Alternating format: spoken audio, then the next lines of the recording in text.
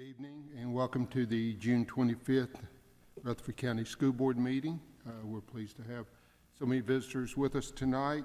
Leading our pledge this evening will be Mr. Nolan Blair.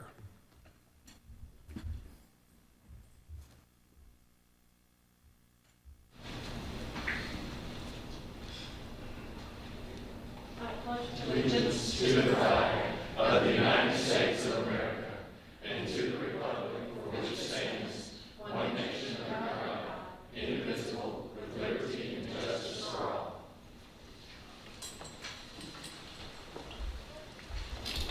Thank you, Nolan. I was surprised you didn't bring your grandfather with you. He's done that, Yes, he has. Thank you. Ladies and gentlemen, if you would join the board in a moment of silence this evening. We've had several employees who have experienced losses over the past few weeks, and we would like to remember them in our thoughts and our prayers. Kelly Goosetree, principal of Browns Chapel Elementary School, lost her husband, Jeff Goosetree. Karen Mehta, a counselor in our student services offices, lost her father. Jeff Sandvig, assistant superintendent, lost his mother, Barbara Sandvig, a few weeks ago. And Nell Blankenship, the mother of the late Helen Blankenship, who is a former board member, passed away recently. Mrs. Blankenship is a retired teacher from our school system. So if you would, join the board in a moment of silence as we remember these families.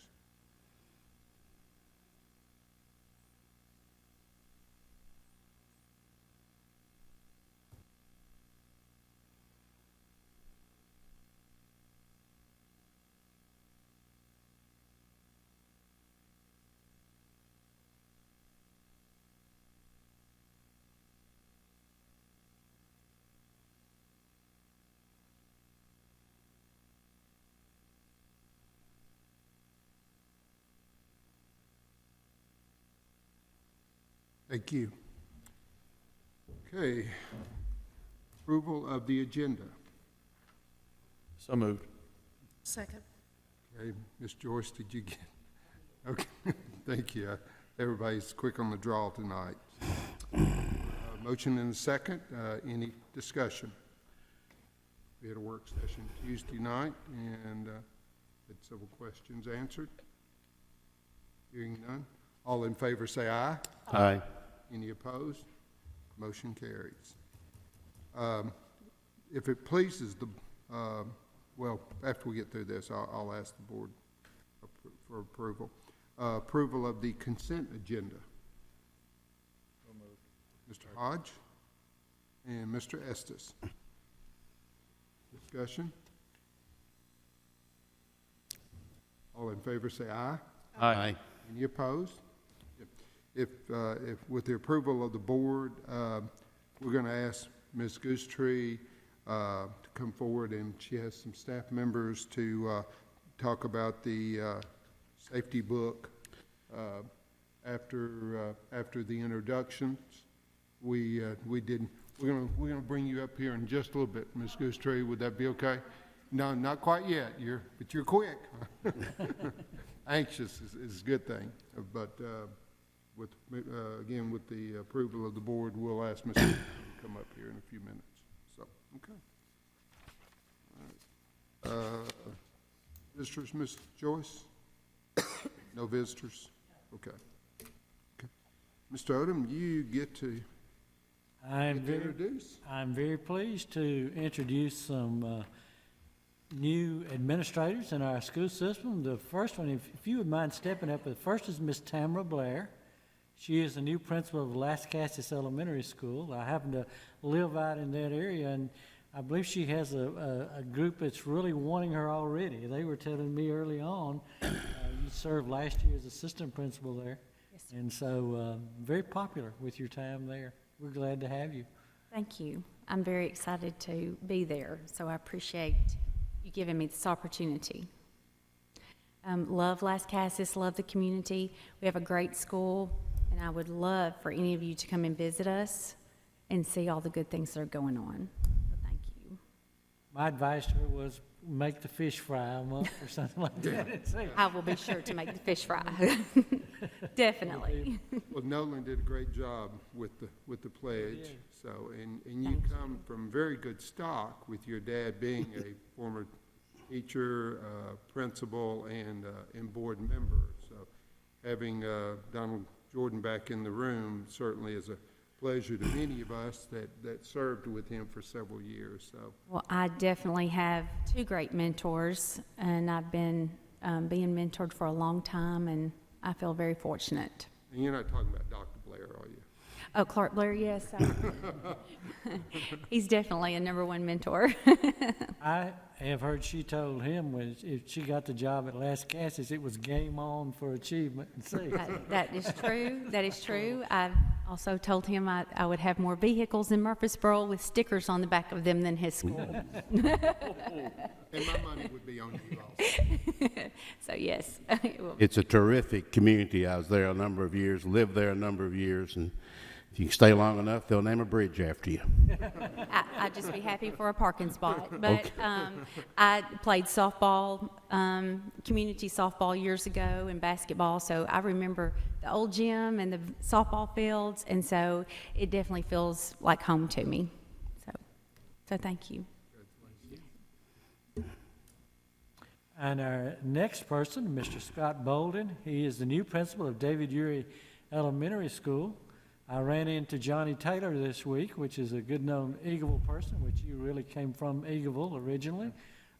He was saying how pleased he was with your appointment, too, so you left a good heritage behind.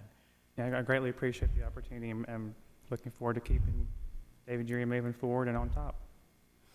Looker left a great school for me to continue that tradition with, and I'm excited to have the opportunity. And you do know that your boss was principal at David Urey for quite a while. There's many people at the central office that have went through, worked at David Urey, so It is. Congratulations. thank you please. very much. Thank you. Yes, sir, thank you. And the next one we have is Dr. Andrea Anthony, who will be our coordinator of secondary education. Dr. Anthony is kind of coming home. Yes, Um, glad to be Went home. to school in Rutherford County. She's lived in Rutherford County, but she's been an administrator in Williamson County for the last several years. So we're glad to have her on board as our secondary coordinator. Yes, thank you for this opportunity, and I am excited about being home again. I'm a product of John Price Buchanan and Riverdale High School, so this is a great place to be, and just thank you for this opportunity. I think Angel said you and her went to law school We together, did. too. We graduated in 2003 together. Okay. Thank you. Telling me that. Thank you.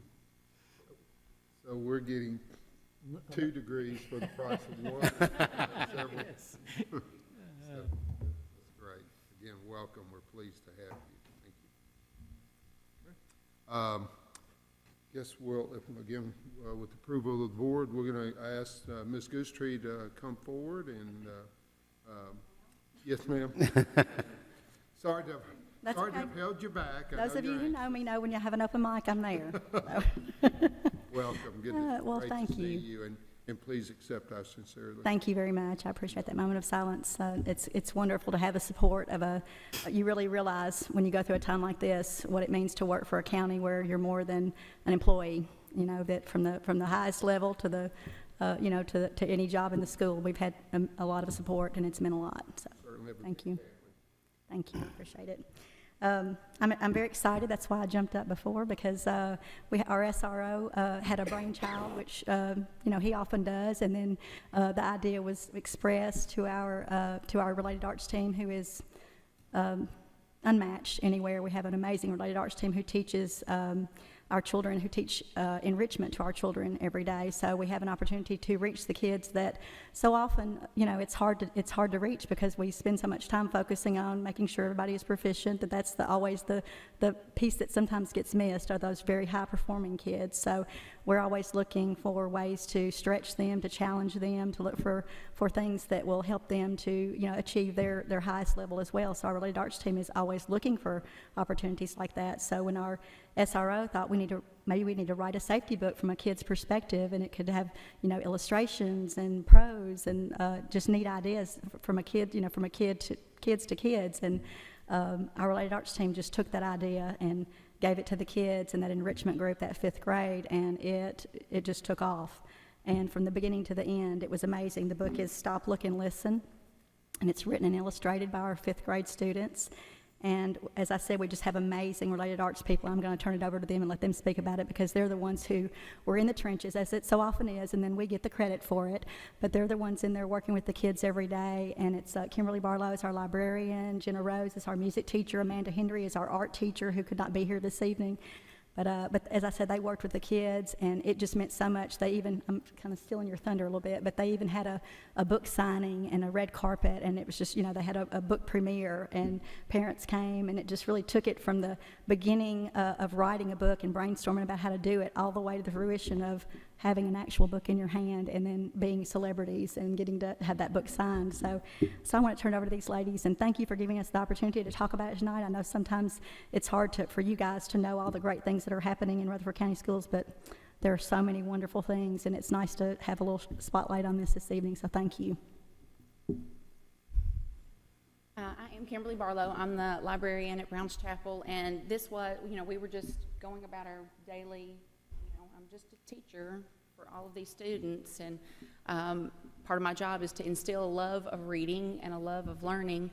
And when Officer West said, "You need to write a book," I said, "Oh no."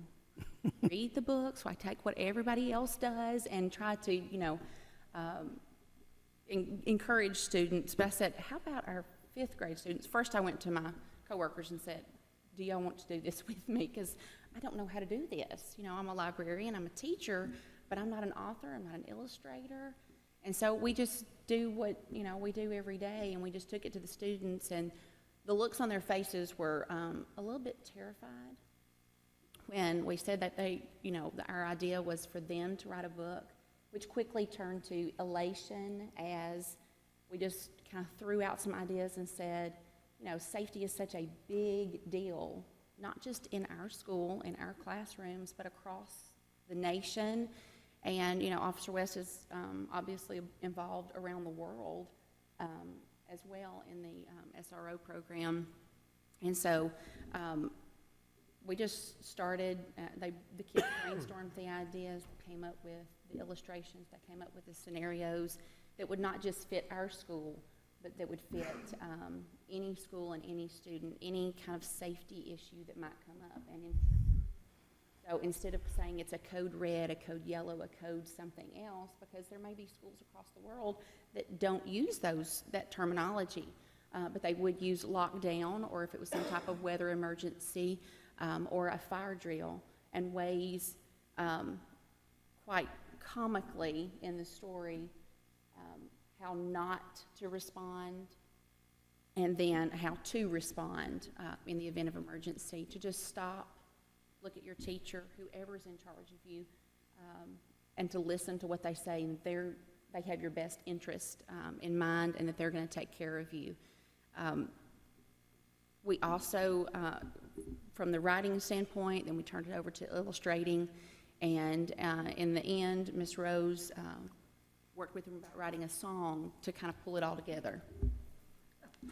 I am Jenna Rose. Good evening. I am the music teacher. I did have a part in writing a book, actually. The music teacher did. We wrote a song to go with the melody of Jingle Bells, so to help kids learn this idea of stop, look, and listen. So that's why my part of the project, and then our art teacher really stepped in and helped these kids illustrate, taught them how to draw elephants, and taught them how to draw expressions and all those kinds of things, and taught them how to paint.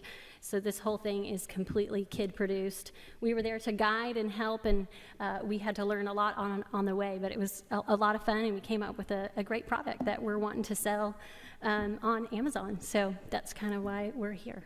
So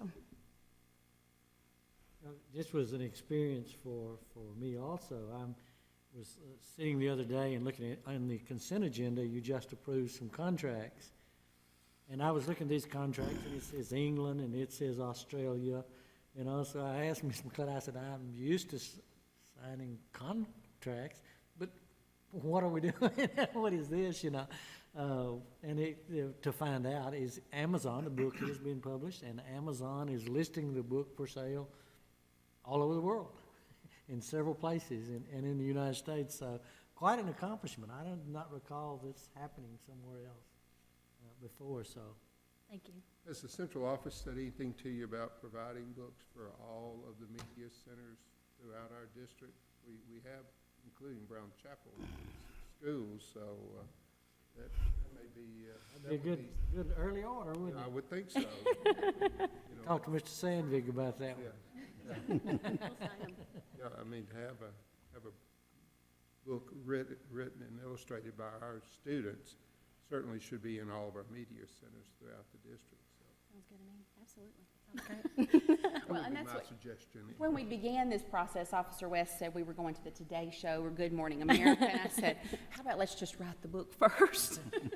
And it turned out it was amazing the day that we did have our book signing. It was very formal. All of the students, we even had one student who had moved to her zone.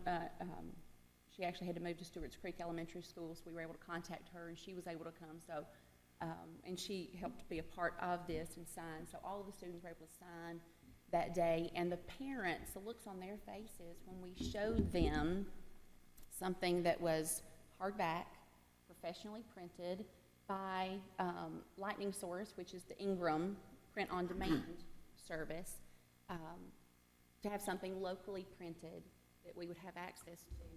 The looks on their faces, they said, we had no idea. We thought this was going to be some spiral-bound book that the kids had put together that maybe y'all had copied at Kinko's or something. And so they were, you know, the response from them. So like I said, it started just with Brown's Chapel, something to help us, and it quickly has spread to something that will help a lot of people. And Officer West can't wait to get his hands on it to share at the National Convention in a couple of weeks. So we just wanted to make sure that we were doing everything, you know, with the contract that we should to be able to get the book in the hands of anybody who wants it. There's a good chance you'll be on somebody's show. Thank you very much. Thank you. Thank you.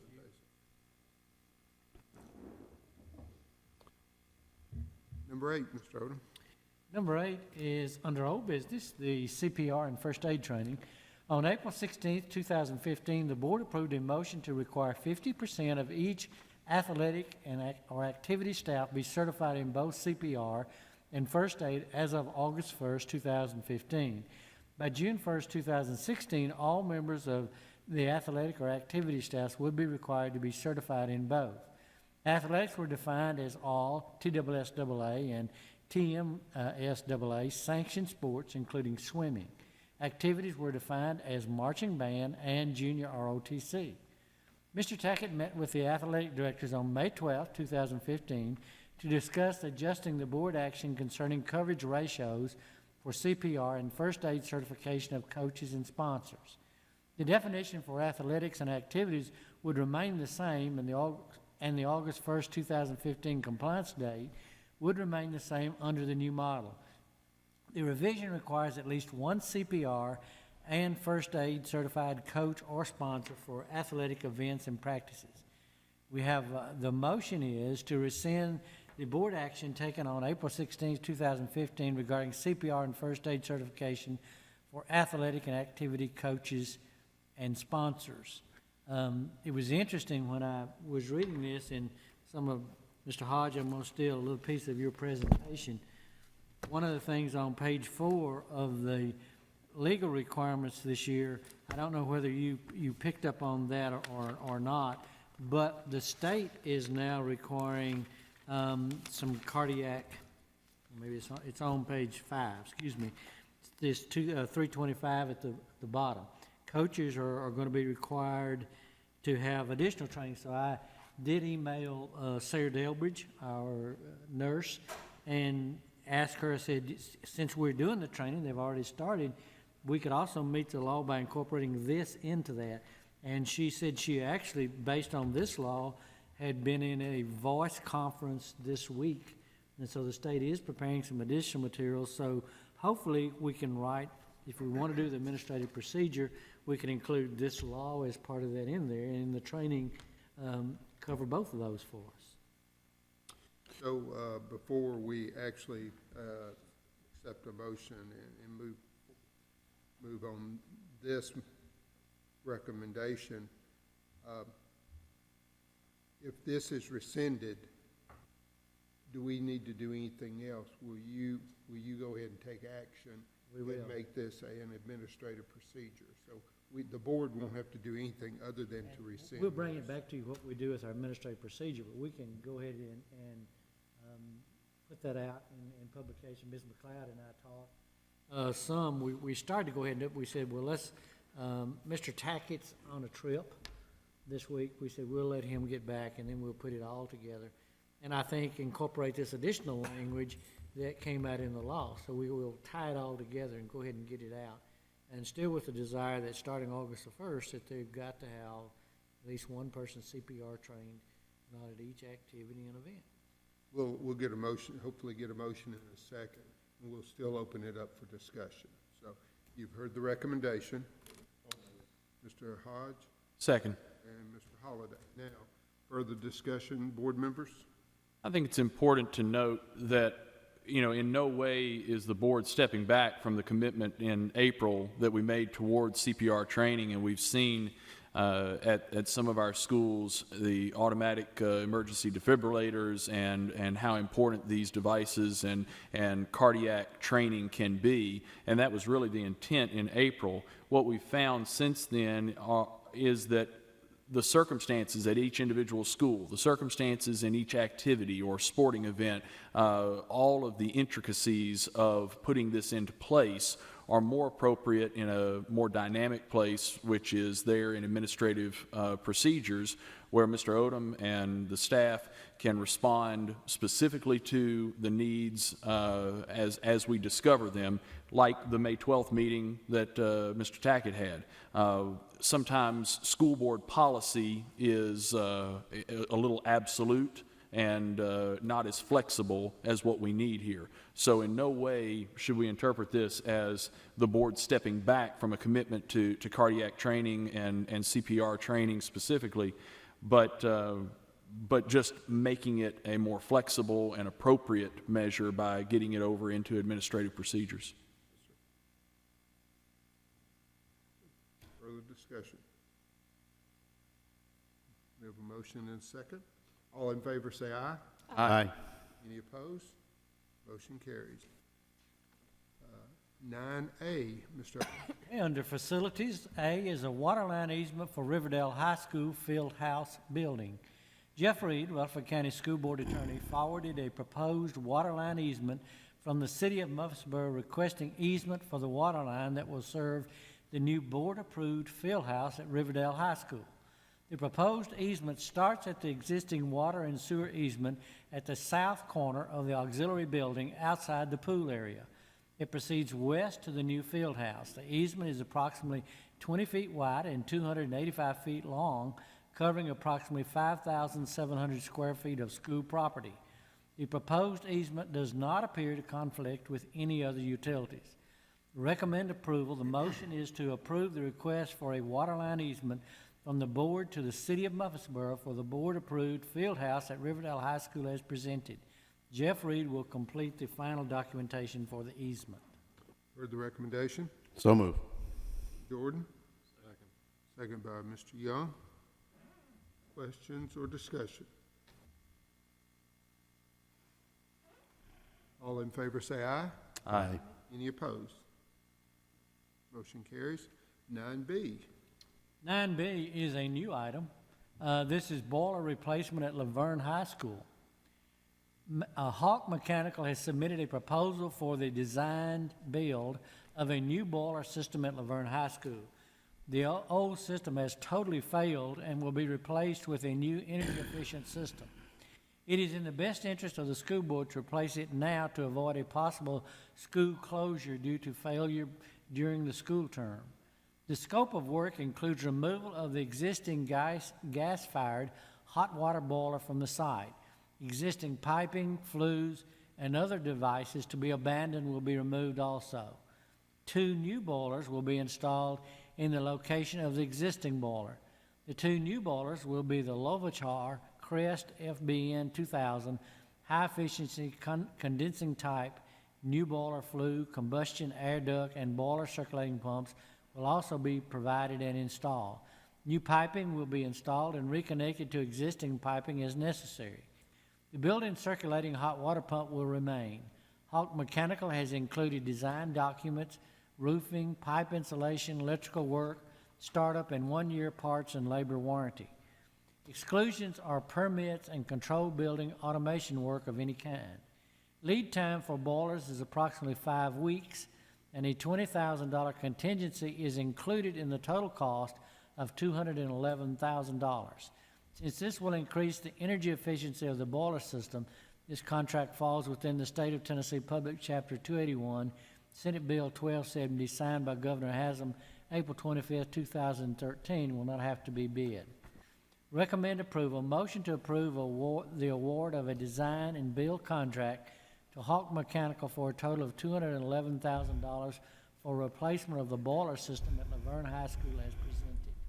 Since this is a new item added, Mr. Odom, just wanted to give the board an opportunity, if had any questions for Mr. Clardy. This is the original boiler, 1988. Well, that's pretty good, isn't Pretty it? good for a boiler. Yeah. Yeah, I mean, that's,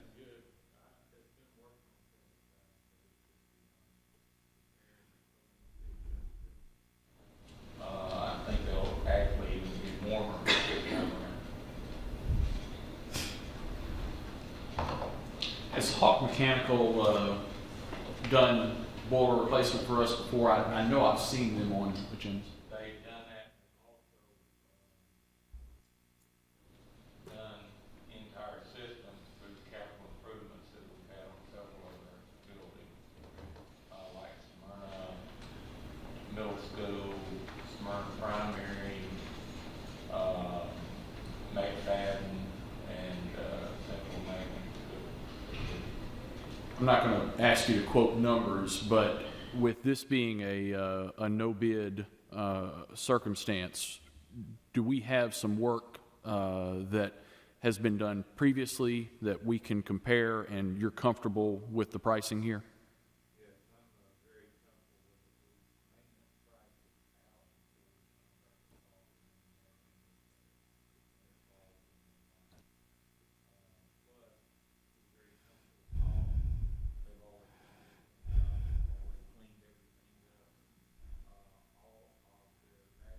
And everything has been completed. We have that in file, so we're comfortable even for them to do around students or whatever, we're very trustworthy. With the lead time at about 5 weeks, we're right around the start of school. Will we be interacting with students potentially? Hawk is probably one of the few companies that will be able to get it finished before the, cold weather comes in. Oh, so installation may take many weeks.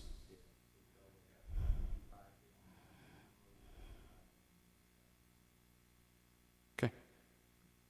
I know, Mr. Hodge, we've had a long history of good work with Hawk. And I think, we had a good splash with Mr. Clardy. Anybody else? Okay, you've heard the recommendation. I'd make the motion to approve as presented. And Mr. Holliday, motion, and second by Mr. Hodge. Further discussion or questions?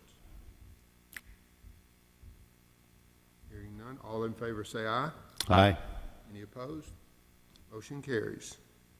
And 9C. Mr. Jordan, you talked about 1988, and I listened to this one. Replacement of underground boiler return line at Central Magnet School. Hawk Mechanical has submitted a proposal for design and build of a new boiler return line at Central Magnet School. The line has been in service since the boiler was installed when the school was reconstructed in 1949 after a fire. Is it not under warranty anymore? My goodness, has the warranty run out? We weren't even in school, Donald, when Central had this line. We have repaired several leaks over the last few years, and it is in the best interest of the school board to totally replace it now to avoid a possible school closure due to failure during the school term. This scope of work includes abandonment of the existing 4-inch underground condensate return line and placing it with a new 4-inch line. The new line will be a prefabricated piping system appropriate for a boiler return and underground installation. This line will be routed in approximately the same location as the existing pipe and will be backfilled with gravel. Existing paving will be patched using 4 inches of concrete. The new line will be terminated at the existing pumping systems directly inside the powerhouse and the existing mechanical room. Hawk has assumed that the condensate pumps and receivers are in satisfactory operating order and has included a $20,000 contingency in the total cost of $131,000. Lead time for the piping is approximately 5 weeks. Due to the unknown conditions and location of underground piping, utilities, etc., this will be a very tedious operation. Since this will increase the energy efficiency of the boiler system, this contract falls within the state of Tennessee Public Chapter 281, Senate Bill 1270, signed by Governor Haslam, April 25, 2013.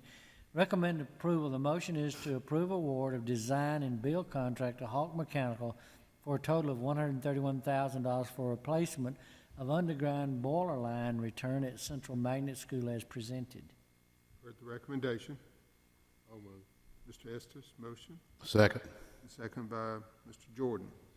Further discussion or questions?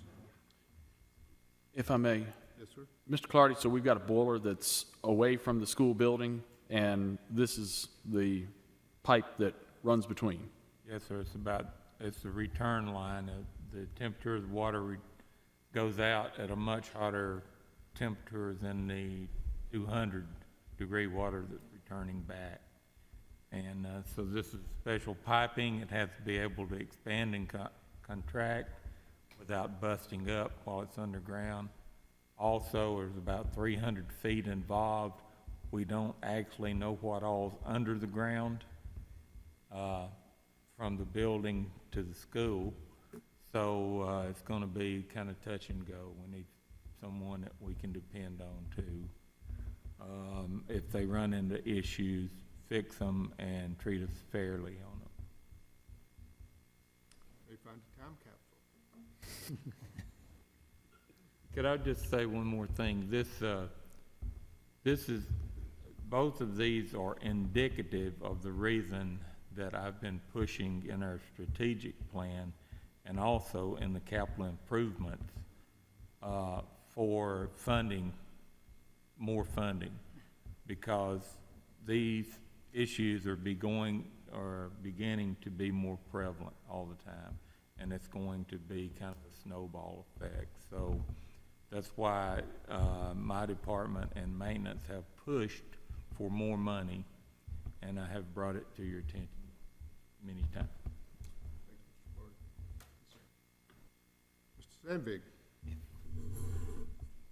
I would like to comment on these two. They total $553,000. In our capital projects budget, we had right about $540,000 for boilers. None of those 4 boilers included these schools. If we have to defend our budget tomorrow, and I think what the commission has proposed so far is a very good number, but we can have a $500,000 swing in that fund easily. And then what do? Okay, now we've got $1 million in boilers we need to do. Well, maybe we won't re-roof that school that is due to be re-roofed, which is, this particular one is a little over $1 million. So just. Then you get a 300-year rain, and you get $300,000 worth of damage inside your school because you weren't able to re-roof it within your plan. So those are the kind of issues that we're facing.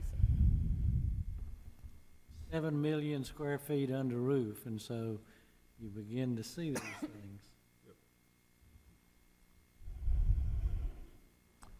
We have a motion and a second. All in favor say aye. Aye. Any opposed? Motion carries. Number 10. Number 10 is under transportation. Per Section 8 of the bus contract, which covers assignability of a contract from the contract holder to another individual, the Transportation Department has received a letter from Nicole Smith, contractor of bus number 205, requesting that her mother, Deborah Swader, receive bus number 205 route due to health reasons. Ms. Smith has held this contract with Rutherford County Schools since 2006.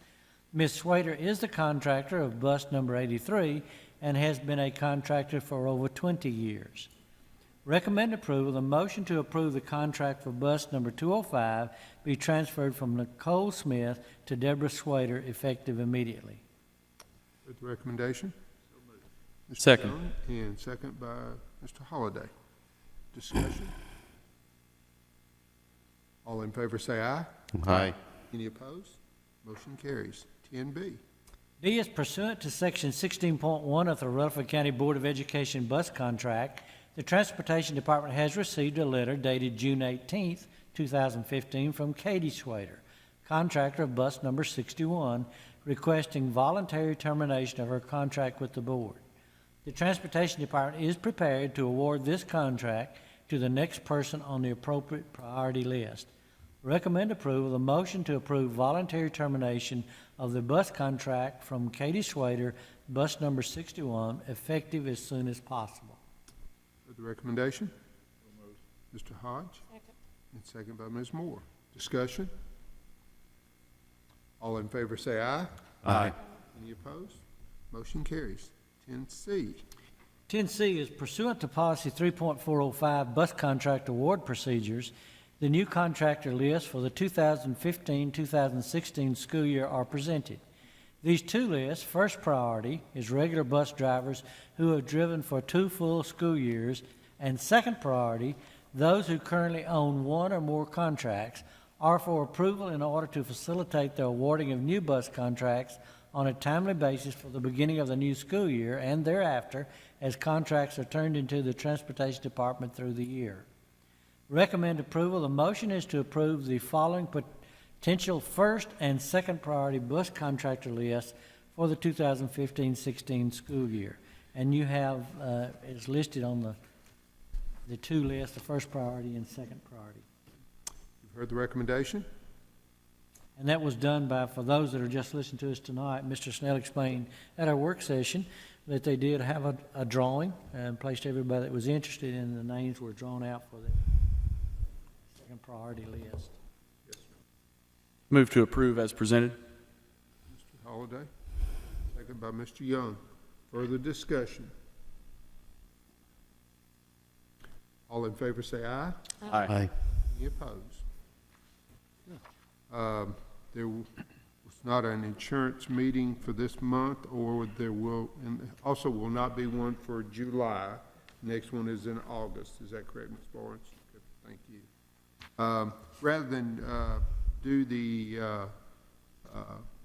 TLN and the FRN in discussion, Mr. Hodge, since you have provided us with some information, we'll go ahead and ask you if you have any comment that you'd like to share with the board regarding. I'm pretty good, Mr. Chairman. Okay. As far as I'm concerned, unless somebody has, I passed it out the other night, but, unless somebody else feels strong one way or another about discussing some of it, I'll go till next month. Does board members have any questions for Mr. Hodge regarding the General Assembly information that he passed out? Mr. Hodge, thank you very much. It's very organized and very thorough, so thank you. Mr. Holliday, the Federal Relations Network, there's movement? Yes. After we talked on Tuesday evening at the work session, it came out that the Senate Majority Leader, Mitch McConnell, has scheduled open debate for the Elementary and Secondary Education Act on the floor of the Senate for July 7th. And so we'll be anticipating the legislation that came out of the Health, Education, Labor, and Pensions Committee chaired by Senator Alexander with a unanimous support, which is really quite remarkable to get anything unanimous out of Washington. And so we'll see how it fares on the Senate floor. A little bit of look back into history when the Elementary and Secondary Education Act was last debated. It was debated for over 2 months on the floor of the Senate and as well as the House, and so it could be a lengthy debate. But that was in 2001, and we sorely need reauthorization, which will take the decisions out of the jurisdiction of the Secretary of Education on the waiver system that is currently in place. This is not perfect legislation by any means, but I don't think perfect legislation exists. The House has H.R. 5, which is about a 2 to 3 year old bill, and we'll see how the Senate's version is amended on the floor. It'll be open to amendment, and it should be an interesting debate. So watch it carefully. Thank you. Questions, board members, for Mr. Holliday? Again, thank you for your thorough examination and keeping up with this as it moves through, or not. We'll see. Okay, we will now go to general discussion by board members, if I may. The county commission meets to vote on the budget at 9 o'clock in the morning at the county courthouse. I will be there. Mr. Odom, I'm sure you'll be in attendance. Members, if that can be worked into your schedule, certainly be grateful for your attendance. Ms. Michaels, we don't meet again till what, the middle of July? The 20th, maybe? 20th. Okay. Board members, general discussion. Anybody? Mr. Holliday has something behind him back there tonight. Oh, that's correct. I'll share. Delivered today? Yes, our construction management department, and Mr. Clardy, has been so gracious to prepare a profile of the new John Coleman Elementary School, and I've made some arrangements with Mr. Blair's help. He seems to have some friends in Smyrna. Smyrna will have a 4th of July celebration July 3rd at Lee Victory Park. And prior to the fireworks, there are various community groups that display and sell things. We'll have this display of the John Coleman Elementary School there for the community to see and be able to take a look at what will be our first 2-story elementary school. More efficient to build, lower cost, and the opportunity is great as well as the need is great. So it's our pleasure to show that to the community, and we'll continue to get some excitement up there in that Smyrna area. Mr. Holliday, did you say that you had talked to Ms. Haley, and she and maybe some staff members may also be there to talk to? Indeed. Yes, they're very excited at the school, of course, for this opportunity, and Principal Haley, as well as some of her faculty and other staff members will join us there. They're all going to be in school T-shirts, but any board members are welcome to come and be a part as well. I think things get started around 4 o'clock in the evening, and fireworks around 8:30 or 9. Not the fireworks display is not quite as large as Nashville, but very entertaining and very well done. Anybody else? I did forward to you today Commissioner McQueen's and Governor Haslam's presentation for Tennessee's proficiency or TCAP assessments for this year. All we have at this time is simply the state TCAP scores. We still do not have scores for the district or schools per school. You really only had, early on, they had some quick scores that were included in the grades, but that's still not all. The proficiency information did not come at that time. So what you have is the same thing that was used today for the press releases, but I thought you might enjoy looking at that. Looks like Tennessee is still improving and moving forward. So it was good press release, it looked like today. Anybody else? Mr. Blair, if I may, when we left on Tuesday evening, I indicated to the board that I was heading over to a meeting that took place Tuesday evening. The meeting was on human trafficking. Senator Bill Ketron was there and made a presentation, as well as Representative Terry. And it was enlightening to hear some of the statistics, enlightening but troubling. They shared with us that there are 27 million slaves in the world today, individuals that are in some type of emotional or physical captivity, and among those, 50% are minors. Those who are involved in human trafficking in the U.S., you might anticipate that we're not talking about American-born individuals, but in fact, they gave us the statistics that 83% of those involved in human trafficking inside the U.S. are American-born. Then they gave us the statistic that in the state of Tennessee, just like the Rutherford County school system is the 5th largest in the state of Tennessee, unfortunately, Rutherford County is the 5th largest human trafficking market in the state of Tennessee. Coffee County is actually the largest. And so it is right in our backyard. It is in this vicinity. It has to do with proximity to metropolitan areas, but not locating in the metropolitan areas, if you will. And none of this discussion is palatable in any way. And so I apologize for the nature of it, but the marketplace is in the affluent metropolitan areas, but Rutherford County is positioned in a place where these individuals can be contained, brainwashed, controlled, and in our county we find areas where human trafficking is going on.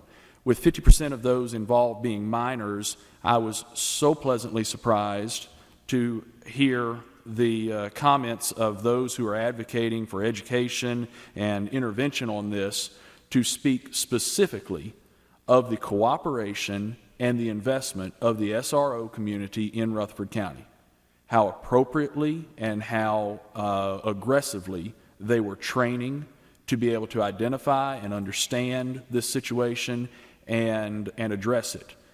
In addition to that, Senator Ketron talked about some legislation that he had sponsored in this past session in order to make sure that the Tennessee Bureau of Investigation was appropriately equipped to handle this circumstance. And in general, though it was a troubling meeting, it was a meeting that had reason for hope. We need to be aware of this. It is something that is real, and it falls into that safety area of our students.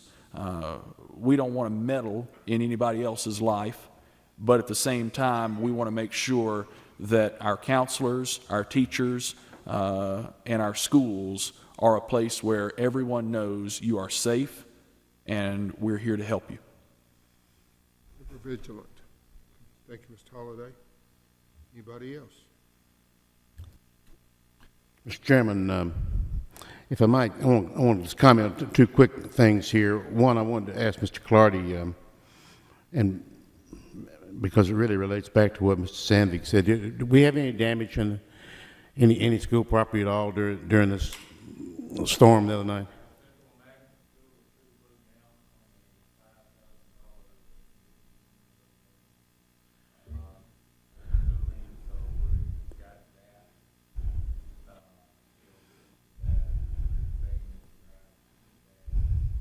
Had to remove, we had a company over removing trees all day that were blown down in that campus. Barfield, there was a few pear trees split, and just odds and ends, but nothing really serious. And that really kind of refers back to what Mr. Sandvik said a minute ago, I think, about the budget, and that is that as we need to be prepared for something worse than what you just said. And I mean, that tree could have fallen on the classroom. It could have happened during the school year, for that matter, during the school day. And to just suddenly say, we got to have money for this, and we don't have it is, I mean, I think we need to get prepared for that. Which brings me to my next comment. And I would just like for the board just to think about this a little bit. And we've all mentioned this at one time or another on insurance. But I mean, tomorrow morning, the budget will be voted upon and hopefully passed unchanged, but we don't know that. But very soon, unfortunately, the process starts all over again.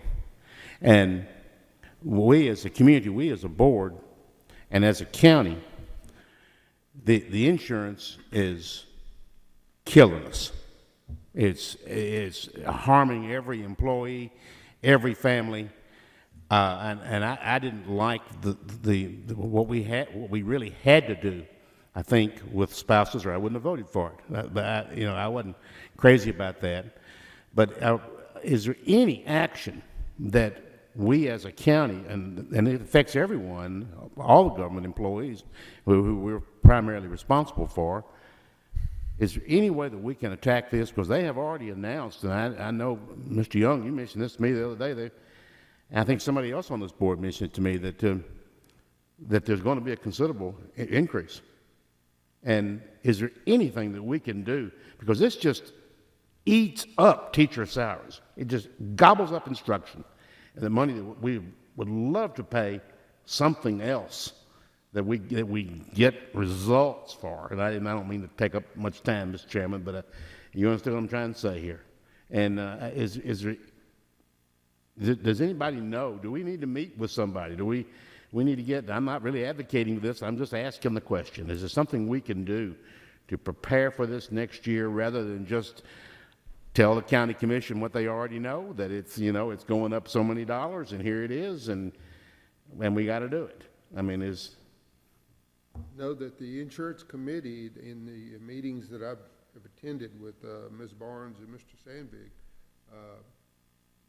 there are professional consultants, and that has been a major priority for the last several years. Am I not correct, Mr. Sandvig, Ms. Barnes, that have looked at just about every angle and trying to come up with a solution? But as far as I don't know that there is one, just right off the cuff, or we would have already come up with. Right. Right. But when the national insurers, predict that their rates are going to be 30% and 40% higher than the previous year, it almost seems like an insurmountable task to find a way to control that. I think one of the best ways to control that is actually something we've already done. But as we have this discussion, we shouldn't take it without note. The fact that we've already left the state plan, and Rutherford County is a self-insured entity because of greater efficiency and better flexibility and a better opportunity to provide to our citizens, a good insurance plan. The downside of that is that when we make changes, when we respond to this market that's increasing and perhaps could be characterized as out of control, those decisions are made locally. It would be also easy for us to say, well, we're in the state plan and somebody up at the state made this decision, there's nothing we can do about it. And there are a lot of school boards that's the response. Somebody up at the state made this decision, it's the state plan, we don't have any control. We do have control. We can come up with solutions. We can devise our best case scenario. And for that, there's I think real reason to be positive that we do have control. We could not have any influence over this because we're just in the state plan. We do have some influence. We have some control over coverages. True.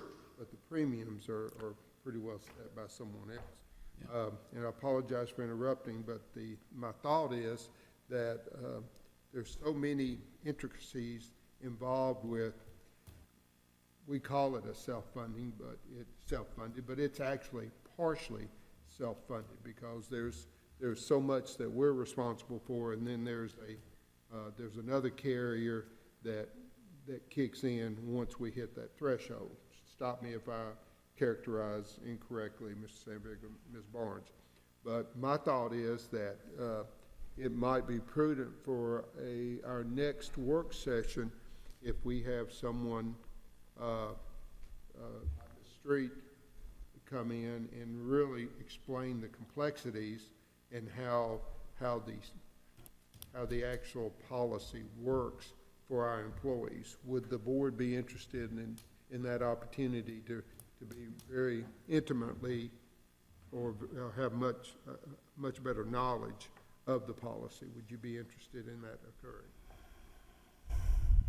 We'll make that happen if possible at the next work session, if that's okay.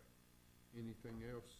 Mr. Holliday, thank you. I mean, you characterized it perfectly. It's just that the decisions are local decisions as opposed to, casting a stone at evil Nashville that made this decision, for us. We are going to end up making these decisions locally, as unsavory as they are, and painful is the term painful. But I think I'm right, and I've got to lean on Mr. Sandvig here again. We only do that because we get a better value by being at least partially self-insured, right? Historically, we have been under the state teacher plan costs, but we've been getting closer to it. But there is also a permanent timing difference that we would face. We pay our employees, and the board match, September through June, pays those 10 months plus July and August. If we were to switch to the state plan, we would have to pick up July and August in that first year of the switch. Yeah. As long as we're coming in historically below, then it matches with our educating students below the state average, greater efficiency in Rutherford County. That's really whether it's insurance or this, greater efficiency. Understood. Anybody else? I was not criticizing in any way, Ms. Barnes, Ms. Sandberg. I hope you know that on the insurance committee. Matter of fact, I watched you all, particularly a couple of years ago, agonize over the rate increase for the retired teachers, and generally, I think it's safe to say that committee came through for those people as best you could. And I was really speaking to the present situation with our employees, and since the insurance committee, of course, is made up of how many people? Is 18, 19? 14, and they represent just about everybody, right, including the school board, of course, and others. But I had a constituent. Commissioners and school board members are always talking about the many calls they've got. I got one on insurance about a month ago, and it is something that we need. I think we need to think about. And my neighbor, and he was not really complaining or griping about it. He was just pointing something out. He said, my insurance cost went up. I knew as soon as he said that I was in trouble. I knew that. And he said, all my insurance has gone up. My health insurance. And I said, well, so did mine. And he said, well, your teachers went up too, and your employees. And I said, indeed they did. And I said, and we tried to cover and help as much as we could. And he said, well, my taxes paid for that with the city system and the county system, and helped the teachers pay for that. Who's going to help me? And of course, I don't have an answer for that. I mean, he's going to help him. That's who's going to. I'm not going to give him any money. I got to pay mine, which also went up. So it's a reoccurring problem, and maybe it might be better if there's something. And I think your idea is a good one. It's always good to be educated and better informed. But if we can help you all in some way attack this problem, I'm certainly willing to do whatever I can do, because I'd like to have those dollars for other uses, if it's all possible. And it may not be possible. I know that. And as you said, Mr. Jordan, I don't think any of us on the insurance committee liked making that change with spouses, but the increase was just Staggering. Yeah, it was staggering. There was no way we would have gotten those millions of dollars. Yeah. Thank you, Mr. Chairman. Well, good discussion. Anybody else? Ms. Goostree, excellent presentation by you and your staff. Congratulations. That's an excellent book, and I would really like to see that in all of our schools. They worked hard, and again, it's an excellent piece of work. Dr. Anthony and Mrs. Blair and Mr. Bolden, we look forward to watching your leadership and your effort and your progress in your new positions, and I think we're in advance what you're going to do for our students. Another caveat is that Mrs. Blair and I are not related, and our names, Dr. Blair, our names go back to Scotland. There's a Blair Castle, but I don't have any presence there, so. It is closed. Okay. Gosh, the heat is so oppressive right now that I can't even imagine what July and the 1st of August is going to be like. So, everybody be safe, and there's no further business. We stand adjourned.